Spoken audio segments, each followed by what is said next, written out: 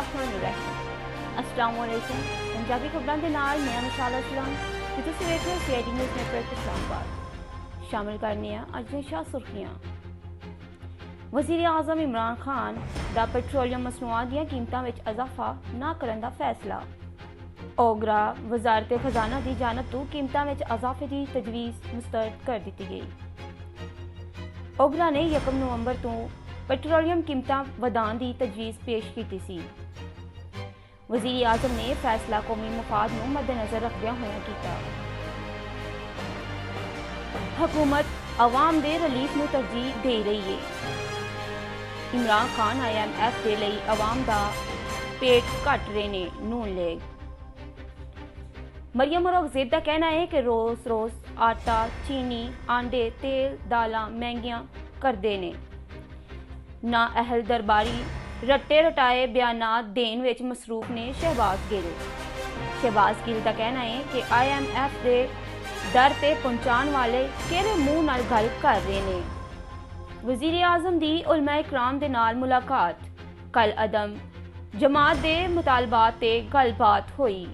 वज़ीर आज़म इमरान खान ने अज कौम नाल खिताब करन दा फैसला मुलतवी कर दिता। इमरान खान मामले ते हले मजीद मुशावरत करना चाहते ने।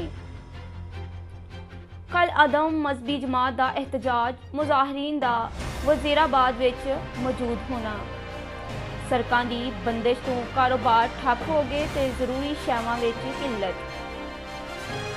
पेशावर ते रावलपिंडी विच लाहौर के दरमियान ट्रेन सर्विस मुअत्तल कर दी गई।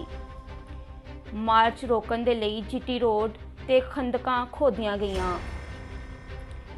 वज़ीर आला पंजाब दी ज़ेरे सदारत अमनो अमान ते इजलास होया। अवाम दे जानो माल दा तहफ़्फ़ुज़ रियासत दी जिम्मेदारी है। उस्मान बुज़दार। शहबाज शरीफ का कहना है इन्नियां जानां ज़ाया होईयां ने, मुज़ाकरात ही बेहतरीन हल ले। हुक्मरान सियासी इंतकाम के अलावा कुछ नहीं कर सके। शहबाज शरीफ। बेहतरीन वैक्सीनेशन वाले शहरों में मामलाते जिंदगी मामूल ते लियान दा फैसला कर लिया गया। वैक्सीन की घट शरह वाले शहरों में पाबंदियां 15 नवंबर तक बरकरार रहनगियां। इस्लामाबाद विच होटलों ते इनडोर ते आउटडोर तकरीबात ते आयद पाबंदियां खत्म कर दित्तियां गईयां।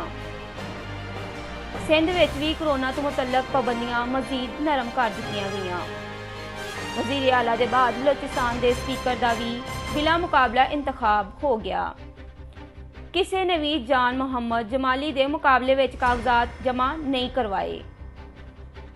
T20 वर्ल्ड कप विच पाकिस्तान की फतोहात की हैट्रिक। कौमी टीम की सेमीफाइनल तक रसाई का रास्ता बिल्कुल आसान हो गया। इस दे नाल ही अज दियां खबरां इख्तिताम पज़ीर होईयां। मज़ीद खबरां ते अपडेट्स के लिए वेखते रहो CID न्यूज़ नेटवर्क इस्लामाबाद। रब राखा। Watching CID News Network Islamabad.